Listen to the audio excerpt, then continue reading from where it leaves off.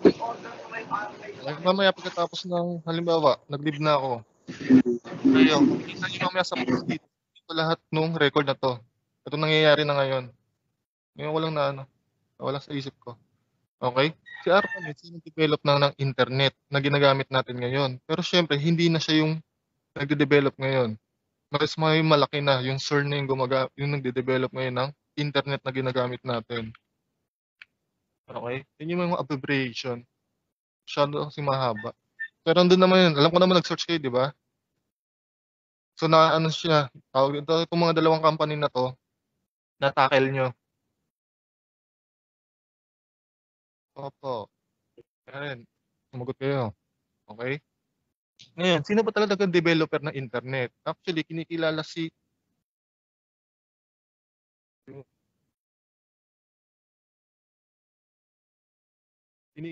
Tim Berners-Lee as a developer talaga ng makabagong internet. Actually, nung namatay na si Tim Berners-Lee, alam ko 2008, 2009.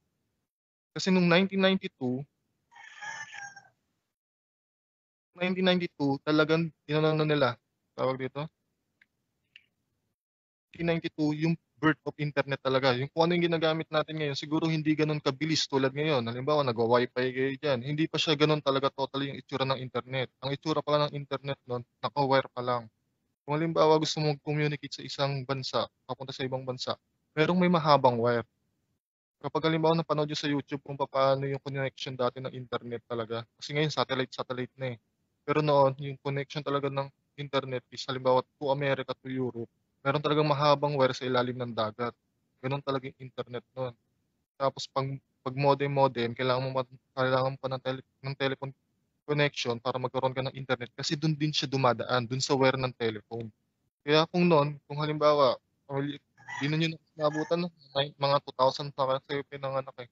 Pero ako, nung bata-bata pa ako, actually, ganun talaga yung sa internet. Actually, yung computer nga nun, sobrang bagal. Ang magagawa mo lang sa computer nun, isang application lang. For example, itong ginagamit natin, Paint. Isang Paint lang, hindi ka pwedeng makapagbukas. Tapos kung internet pa, communication, kaya sa totoo lang, class, si internet, maraming hindi naniniwala sa kanya as mas maganda siyang communication device. Nawala yung typewriter kasi mas maganda, saka mas madaling mag-type sa Microsoft Word, sa word processing. Okay? Na software. Halimbawa, Microsoft Word, PowerPoint, Excel. Mas madali kasi mag-type doon. Kasi hindi katulad sa typewriter dati, kapag nagkamali ka, kailangan mo i-liquid paper.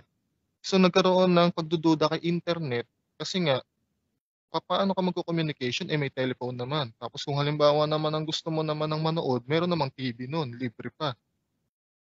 Tapos dinevelop ng ARPANET, si internet, as a communication device natin ngayon. Tapos lahat ngayon, lalo-lalo ngayon sa panahon ng pandemic, number one necessity din si internet. Hindi lang sa communication, hindi lang sa information, halos lahat ng bagay. Diyan ka na nag-grocery ngayon, karamihan, di ba? Shopping kasi hindi ka makapunta ng mall. Lahat ng mga hindi nagkikita na pamilya nakakapagkita dahil sa social media sites.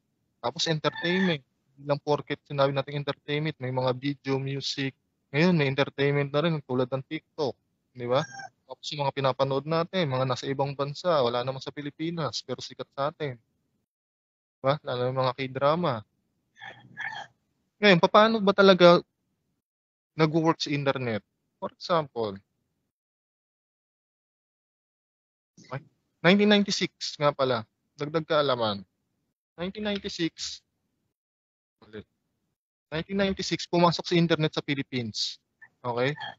Liantel yung unang-unang nag-produce ng internet sa Philippines. Sila yung nag-ano nito. Sila yung tawag ito. Sila yung pioneer. Kasi nung 2000, nung 2000, nung nagkaroon na ng siguro ito na yung mga year na pinanganak ng iba dito. Okay? Nung panahon ng 2000, nagkaroon ng bubbles. Yung sinasabi kong bubbles, ito yung paniniwala ng lahat na ang internet daw is magiging magandang technology sa buong mundo. Tapos yun yung tinatawag na Y2K. Kung naano nyo yung Y2K. Y2K, yan daw yung virus. Yung virus na mangyayari kung magiging lilipat daw ang mga tao sa internet, may Y2K na virus daw, yun daw yung sisira ng mga computer, pasasabog daw. Yan yung paniniwala nun sa Y2K. Pero actually, Siyempre naman tumanda na kayo, alam niyo na yung history. Hindi naman siya naging ano, hindi naman talaga totally naging gano'n kapangit yung internet. Actually ngayon naging tools talaga siya pagdating sa communication, entertainment, and other necessities. Parang naging necessities na siya, eh, parang ano, yung ibang tao, parang tubig na siya, eh. 'Di na nila kayang mabuhay halimbawa walang internet, parang ganyan yung ano, eh, yung depensa nila. Hindi naman natin sila magsisisi. Kayo, lalo na kayo millennials kayo, 'di ba? Masyado kayong ano ngayon sa internet, yung paggamit, masyadong kailangan na. Minsan hindi ka makakatulog hangga't 'di ka nagfe-Facebook, wala namang nagcha-chat sa'yo, 'di ba? Ngayon pag-aralan natin kung paano talaga nagwo-work si internet. Kasi ang gagawin niyo kasi sa HTML, gagawa kayo ng communication ng anong tawag dito, ng materials, resources para dun sa internet. Yun kasi yung makikita niyo sa internet. Yun yung ano, yung programming language na gagamitin niyo para gusto niyo yung kung ano yung gusto niyong ibigay na information, yun yung makikita, okey? For example, papaano ba nagwo-work sa internet? Example, merong isang computer, okey? Isang computer, halimbawa ito si PC1. Si PC1 meron siyang information. Halimbawa si PC1 gumawa siya ng resume o kaya nung gumawa siya ng ano, gumawa siya ng story, example, story, 'yan, story 'yan. Nasa loob siya ni PC1. Ngayon nagagandahan halimbawa si user ng PC1 gusto niyang ipabasa kay PC2.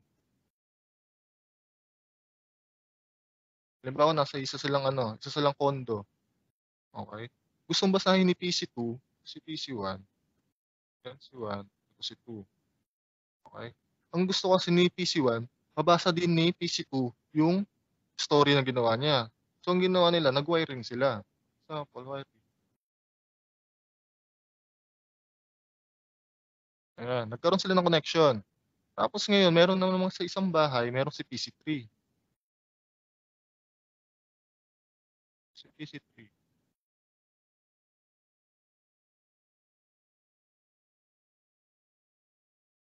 PC3. Tapos ang ginawa niya gusto din niya mabasa yung kay PC1. So, ang ginawa ni PC3 kumonek siya kay PC1. Tapos itong si PC2 naman nainggit kay PC1 kasi na-inspired siya dun sa kuwento, gumawa din siya ng another kuwento. Tapos ang ginawa niya pinagyabang niya kay PC1 kaya ang ginawa ni PC1 binasa niya yung kuwento ni PC2 kasi meron silang connection. Ngayon nalaman naman ni PC3 na meron ding ginawang story si PC2, ginawa niya kumonek din siya kay PC2, okey? So lahat sila nakikita nila yung mga ginawa ng bawat isa. So meron silang connection, okey? Si PC1, si PC2, saka si PC3. Ngayon tinatawag natin siyang LAN, Local Area Network,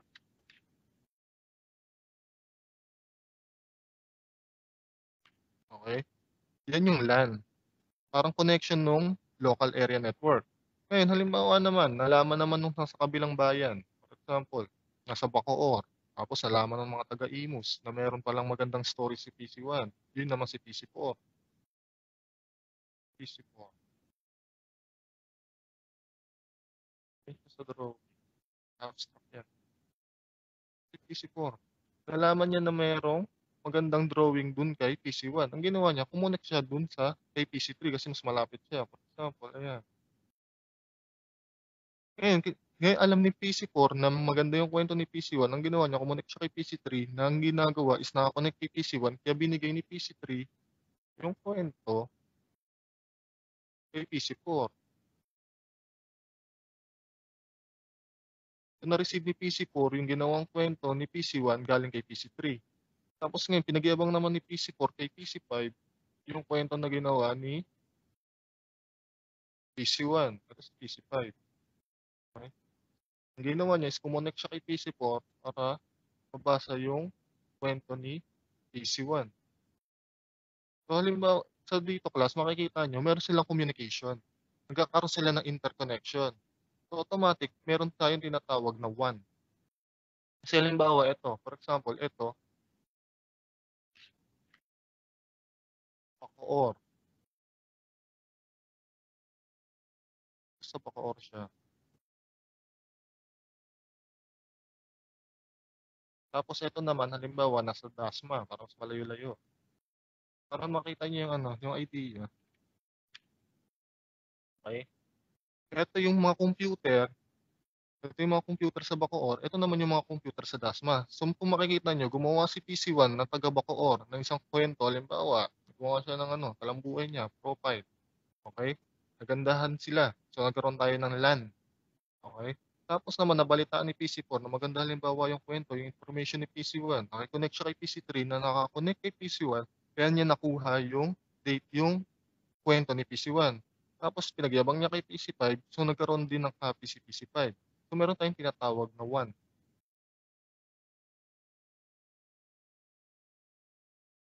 Wide Area Network. So palaki sila ng palaki. So ibig sabihin, halimbawa dito, sa connection na to, pwede rin magkaroon ng connection sa ibang bansa. For example,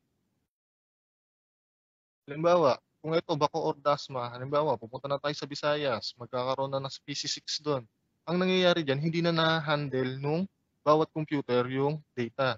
So paano pumapasok? Pumapasok yung si server. Gawa tayo ng server. Si server.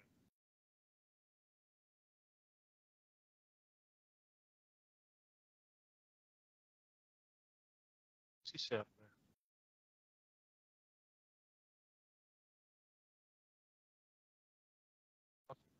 Server. Server. Si server, siya yung taga-handle ng files. For example, kaya sa drawing, yung artist. Yung si server, halimbawa si PC1, tapos nandito tayo halimbawa sa ano, China. Meron diyang PC17. PC17, gusto niyang basahin yung files ni PC1. Ang gagawin ni, okay, ang gagawin ni PC1, imbis na magkaroon ng mahabang wire, sabi ko nga sa inyo noon, gumagamit tayo ng wire sa, ano, sa internet, sa communication. Ngayon, by satellite na. Pero syempre, may nag-handle ng information. Ang gagawin kasi ni PC1 is ibibigay niya kay server yung date, yung files niya. Okay? Ayun na yung kwento. Okay? Ito si server,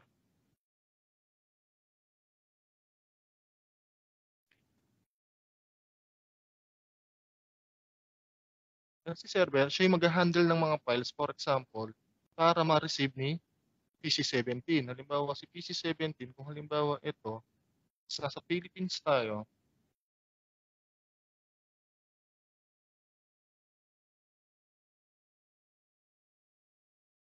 okay? Example, Philippines. Tapos ito nasa China, 17.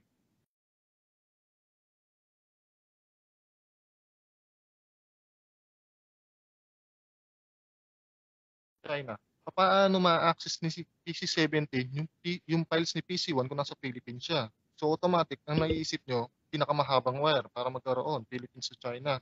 Actually, yung nagkakaroon kasi ng problema dyan sa communication sa internet, kung magwa-wire ka, is bumabagal yung connection, yung connectivity ng data transfer dun sa mas mahabang destination. So, ang ginagawa kasi is by satellite na. Ang ginagawa is kailangan ng server. Si server, siya yung mag-handle lahat ng information o nung mga files na gustong makita ni PC17 para siya yung si server yung magbabato kung nasaan man siyang panig ng mundo. So, yun yung tinatawag nating cloud.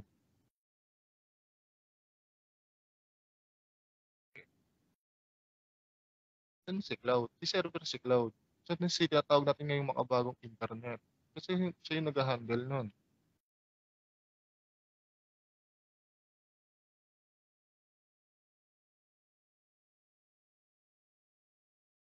Okay, yan.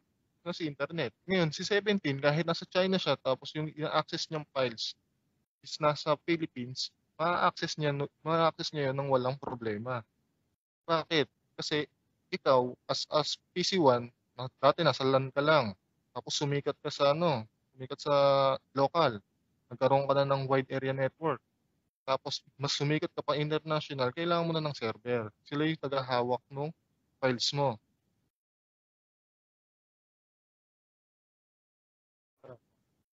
Ayan. Okay? May connection na sila. Tapos ito, lahat ng LAN na to, nakaka-connect kay server. Okay po? Nakukuha niyo idea? Sagot mo kayo. Yes po. Opo, sir. May tanong kayo? Wala po. Wala, sir. Ngayon, makikita nyo pa rin to. Itong illustration na to, itong topology na to, makikita nyo pa rin siya sa halimbawa sa company. Halimbawa lang kung ayaw nyo ng communication to communication. For example, si HR tapos ko-communicate siya halimbawa sa president ng company. Actually, makikita nyo pa rin itong LAN kasi ginagamit pa rin siya hanggang ngayon. Okay? May mga hardware tayo. For example, kung maraming PC yung kukonect dun sa local area, gumagamit tayo ng switches. Yun yung sa RJ45. Search tayo ng RJ45. Okay? Pansin niyo yung Facebook. Kasi nakabukas. Okay? Ito yung mga itsura nun para Ito, naano nyo na to? Na familiar kayo dito sa mga ganito? Opo, sir. Yan, yung sa mga likod ng computer, yung nilalagay. Yun yung ginagamit natin na wire, yung sinasabi sa inyong wire na pwede kayo mag-communicate. Kasi meron siyang data, pwede siya sa video. Kasi yung sa cellphone nyo, actually, wala naman din silang halos pinagkaiba dito. Magkaiba lang sila ng, yung iba yung function. Pero syempre, mas maraming data yung pwede mong i-ano dito. Kasi pwede siyang, ngayon kasi pwede ng 10 gigabit, yung pinakamabilis na Yung pwede niyang iba to, yung ganito, sa kulay blue. Yung ganyan. Ito kasi sa local to, sa puti. Mga 1 Mbps, yung mga ganyan. Minsan hindi lang din naman sa sa internet provider yung bilis ng ng internet. Minsan din sa hardware na ginagamit natin. Okay? Pero yung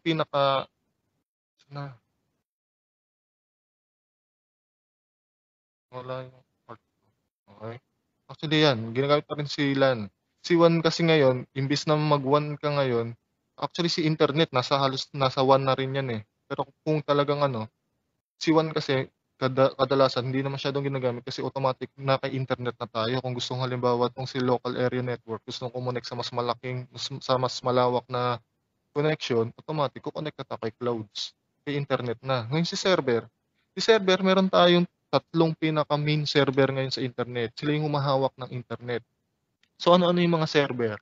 Nandiyan si AWS, Amazon Web Service. Okay? Siguro familiar kayo sa Amazon, yung pinakamayamang tao ngayon sa buong mundo, siya yung may-ari ng Amazon, si kalimutan ko na. Yung tumawa. Malakas tumawa. Sino? Jeff Bezos. Ayun, si Jeff Jeff Bezos. Bezos. Yun. Very good, Christine. Christine ba yun? Opo. Tapos, Si Jeff Bezos. Tapos number 1 ngayon si Bill Gates. Pangatlo ngayon si Elon Musk. Tapos pang-apat na lang ngayon si may-ari ng Facebook. Yun yung ngayon bagong trends ngayon.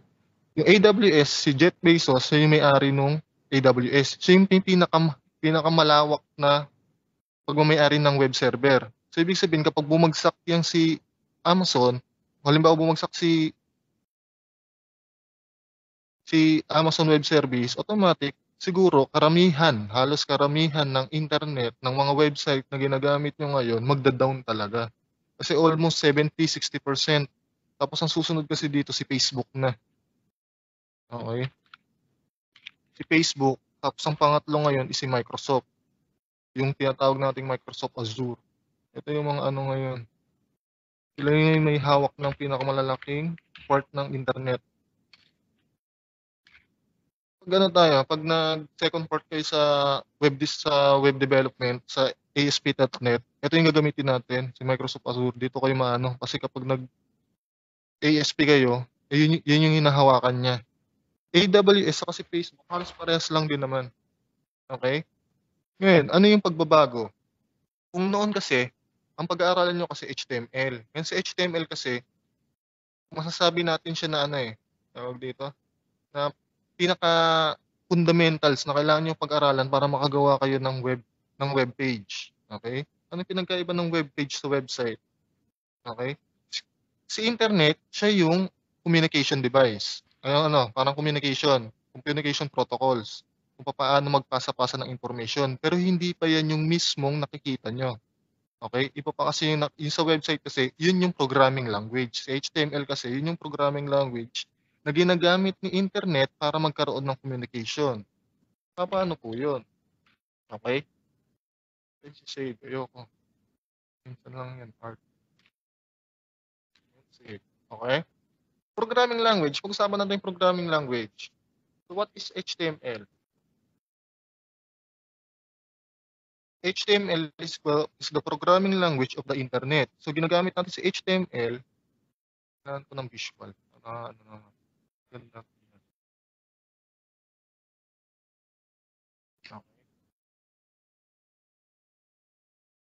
Okay. Ganda yan. Okay. HTML, Hypertext Markup Language. Paki-note po. Halimbawa may notebook kayo dyan sa gilid nyo. O kaya kung ayaw nyo mag-notebook, pwede naman kayo gumamit ng OneNote o kaya Notepad. Electronics naman tayo. Nire-record naman to. Halimbawa matapos yung record, panoorin nyo ulit. Tapos ano po yung mga abbreviation.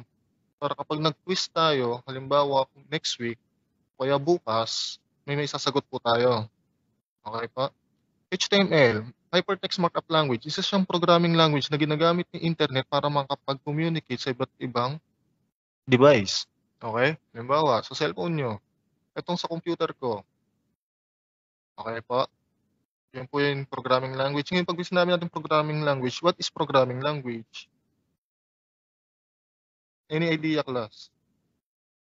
Paki-chat. Kapag mabagal internet nyo, ayaw nyo marinig yung boses nyo, chat nyo na lang. Para sa inyo po, ano po yung programming language? Pag sinabi natin programming language,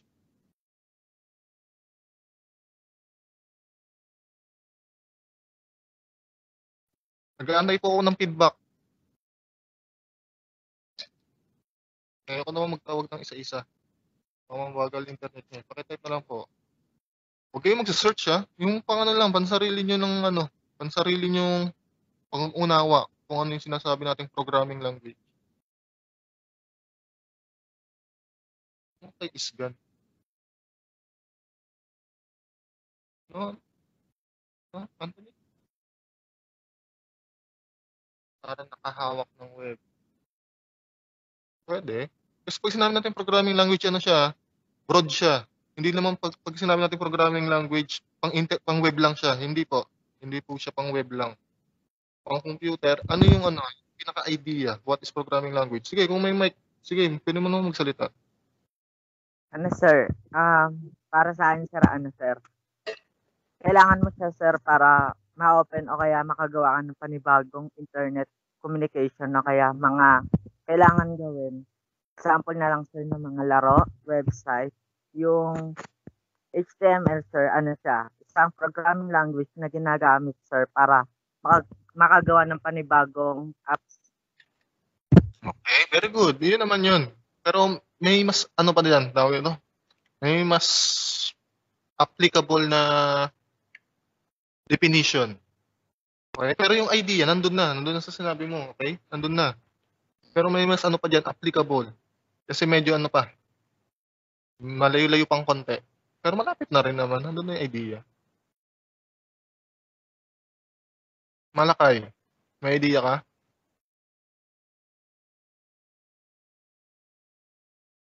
Christine.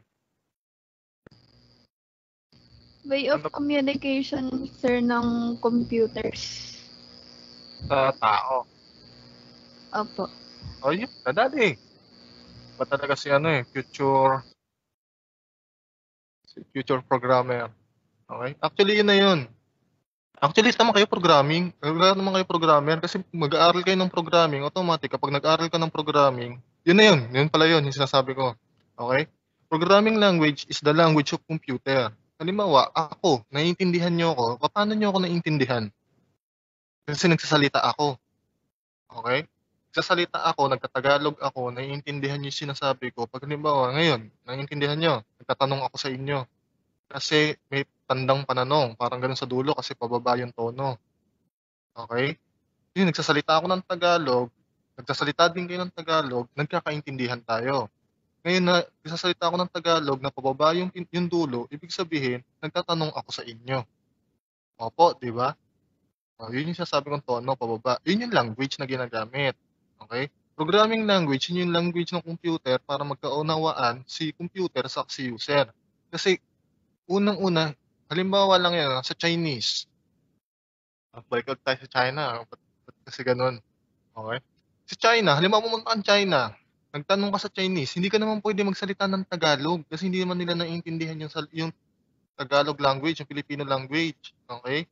Tapos sa Chinese naman hindi ka naman puwede magsalita ng Chinese kasi hindi ka naman marunong mag-Mandarin o kaya mag-Hokkien, 'di ba? So, ano yung mangyayari, ang gagawin niyo is mag-i-English kayo, bakit? Kasi magkikita kayo sa gitna. Kung ano yung naiintindihan mo ta's yung kung alam mo yung kung ano yung naiintindihan niya, so magkikita kayo sa gitna para magkaroon kayo ng magkaunawaan. Kasi halimbawa bibili ka ng product sa China, hindi ka marunong mag-Chinese, hindi siya marunong mag-Tagalog, 'di ba? Ang mangyayari diyan magkikita kayo sa gitna. So, ang gagamitin niyong language, English. Para kahit papaano may alam ka ta's may alam din siya kahit hindi kayo fluent. Gano'n din sa computer. Ikaw si tao tapos si computer, si machine, hindi kayo magkakaintindihan dun sa language na gustong gawin ni tao. For example, sabihin ni tao, "Okey computer, i-1 plus 1 mo 'to." Eh, hindi sila magkakaintindihan, 'di ba? Anong 1 plus 1, 'di ba? So, ang gagawin ng tao, bubuo siya ng language na naiintindihan niya, tapos naiintindihan din ni computer. Ano ba yung language na naiintindihan ni computer? Algorithm, okey? Instruction, mga rules. Yun yung naiintindihan ni computer.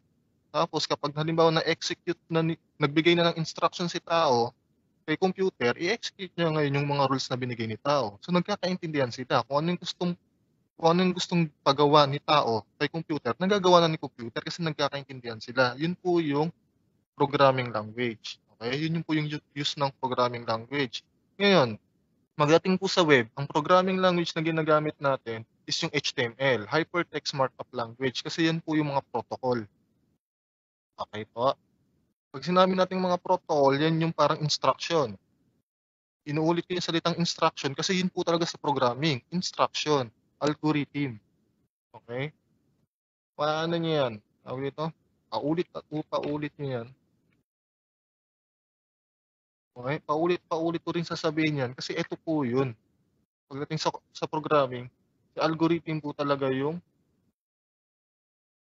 ano yan, eh, tawag dito, parang pinaka-core words, algorithm.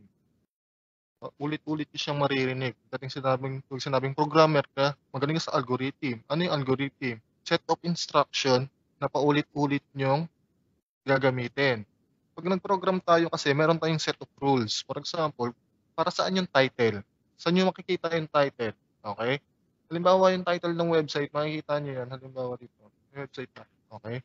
Ang title ng website na 'to yung URL niya, okey, is google.com, example yan. Yan yung title, okey? Ito yung nakikita niyo pala ito, RJ45 nakikita niyo sa ano, sa cursor, RJ45 Google search, yan yung title niya. Okey po. So, para makita mo yung title na 'yan, may set of rules kang gagawin para mag-reflect yung title na 'yon.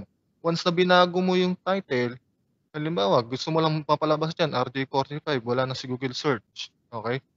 May susundin kang set of rules halimbawa na hindi ka lalagpas sa ganitong instruction para lumabas lang si RJ45. Kung gusto mong lumabas si Google search, puwede. Bahala ka naman sa title mo. Gano'n po si HTML. Isa siyang set of Gano'n actually hindi na sa HTML, eh, sabi ko nga sa inyo lahat ng programming language gano'n 'yun. Sumusunod tayo sa algorithm, it's a set of rules. 'Pag sumunod ka sa rules, automatic tama 'yung ginagawa mo, so hindi ka magkakamali. So, papaano na nagkakamali kapag nag-aaral ka halimbawa ng iba't ibang programming language, 'pag hindi ka sumusunod sa algorithm, 'pag hindi ka sumusunod sa set of rules. Pero 'pag sumunod ka diyan, hindi ka magkakamali. Ang magiging laban lang diyan is kung papaano mo i-execute yung set of rules. Parang halimbawa sa mga abogado ngayon, may mga defense tapos may mga prosecutor. Ang nangyayari kasi diyan halimbawa kahit guilty na halimbawa si defense, guilty na yung ano niya, yung alaga niya. Halimbawa, nagnakaw talaga siya ng karne dun sa ano, Alfamart. For example, kitang-kita siya sa CCTV. Eh, magaling yung ano niya, attorney niya, yung defense niya. Sinabi lang niya na nahulaglag lang daw sa bag, for example, 'di ba? Na nababaliko nila yung batas, for example, gano'n. Gano'n lang din po sa algorithm. Kung halimbawa may gusto kang ipalabas, halimbawa gusto natin na maging innocent si defense, puwede mong anuhin yung algorithm, depende do'n sa gusto mong palabasin. For example, gusto mong gumawa ng website, itong website na 'to isa sa ano, search engine. Okay? Search engine to. Ito po, search engine siya. Ang gusto mo naman is gumawa ka ng social media account, ng social media website. Kumbaga sa Twitter. Okay? Si Twitter, isa siyang social media website, pero yung pagkagawa sa kanya is halos parehas lang din kay Google sa search engine. Different types of website. Okay? Ito yung sa search engine. Search engine, ang ginagawa kasi ni search engine, index lang siya. May tinype ka na keyword, for example, Facebook. Okay? Hindi siya totaling social media account, isa lang siyang search engine, nag-i-index lang siya ng mga website na may kinalaman kapag nag-type ka ng isang keyword. Halimbawa, ang keyword natin is Facebook. Ang gagawin ni Google is ilalabas niya yung mga web page, yung mga website na mayroong pangalang Facebook. Yung mga information na Facebook. Hindi tulad ni Twitter, na si Twitter, isa siyang solemnly social media website. Okay? Pero ang pagkakagawa sa kanila, ang protocol sa kanila, ang instruction sa kanila is HTML. Okay? Kasi sa web sila gumagana. Naintindihan po?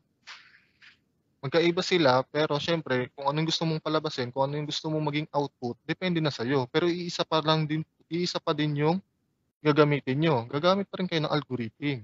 Set of rules. Kasi isa pa rin yung pag-ano nila, tawag dito, yung parang transaction, kung saan mo sila ma-access, internet. So gagamit ka pa rin ng HTML. Gagamit ka pa rin ng protocol na HTML. Okay po? Ngayon kasi itong mga to, hindi na masyadong purely HTML eh. Itong Twitter, saka itong Facebook, itong Google, hindi sila taga solemnly HTML. May mga dagdag na sa kanila. Actually, tignan natin, page source. Tignan natin sa page source. Okay? Diba? Kita nyo? Parang alien language na. Hindi ka na makapagbasa ng maayos. Pero kung makikita nyo dito, HTTP, yan yung protocol ng HTML. Ayan, HTML din to. Ayan. Nakita nyo highlight? Diba? Kahit anong gawin mo sa kanya, si Google, for example, itong si Google search engine, gumagamit pa rin siya ng HTML. Tingnan natin itong page source ni Twitter. Okay? May HTML pa rin siya. Ayan. Di ba po ba? Kahit ano yan, halimbawa sabihin natin, naglagay tayo dyan ng Python, naglagay tayo dyan ng Java, HTML pa rin siya. So yan po yung set of rules na pwede nyong gawin. Pero sabi ko nga sa inyo, itong Twitter na to, itong search engine ng Google, hindi na siya solemnly HTML. So halo-halo na siya. Ngayon, paano kayo makakagawa ng ganitong website? Actually, hindi pa kayo makakagawa ngayon. Sa ngayon kasi kailangan nyo munang pag-aralan yung basic. So, paano tayo mag-aral ng basic? Pag-aralan muna natin yung HTML na basic. HTML5 muna tayo. Okay po? Pero kung halimbawa, upgraded na kayo, kung gusto nyo ng tawag dito ng advanced, hindi ko kayo pipigilan mag-aral ng advanced. Pero syempre, yung mga klase nyo naman, yung iba nyong mga klase, hindi naman sila talaga nakakapag-aral pa ng advanced. Okay po? Kasi hindi naman ako dyan eh. Hindi ko kayo pipigilan, magbasa kayo ng advanced, magtanong kayo sa akin, okay lang naman. Pero huwag kayong halimbawa na, sir, ganito na lang pag-aralan natin, wag na yan kasi masyado ng basic yan. Di po papayag kasi yung iba nyo kaklase hindi naman makakahabol.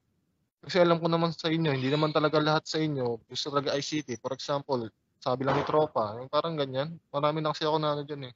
Experience. Sabi lang ni Tropa, tara pre, X tayo eh. ICT tayo. Kasi mukhang maganda ata doon. Diba? Parang ganun-ganun lang.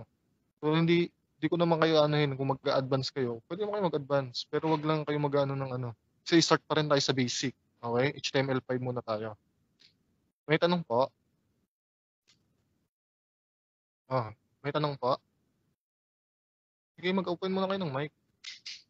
Wala po, sir. Naintindihan nyo naman? O may gusto kayong clarification? Sige, Naintindihan naman po, sir. naintindihan. Hindi ikaw, John Ronet, Opo, naiintindihan naman po. Manolong?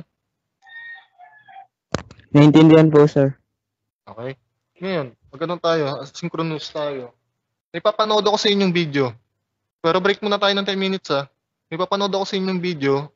History siya ng hindi ko alam kung pwedeng i-play ko na lang siya dito. Okay? Hindi ko na siya i-record kasi baka ma-upload ko tong video na to sa sa Facebook para naman makapanood yung mga nagmo-modular. Okay? Di ko na siya re-record. Panoorin niyo na lang dito. Okay lang ba sa inyo manood muna?